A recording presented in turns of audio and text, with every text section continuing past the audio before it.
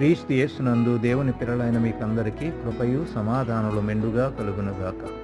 ఈ ఉదయం కొరకు ప్రభువు అనుగ్రహించిన తన జీవపు వాక్కు యోబు గ్రంథము 42వ అధ్యాయం 2వ వచనం.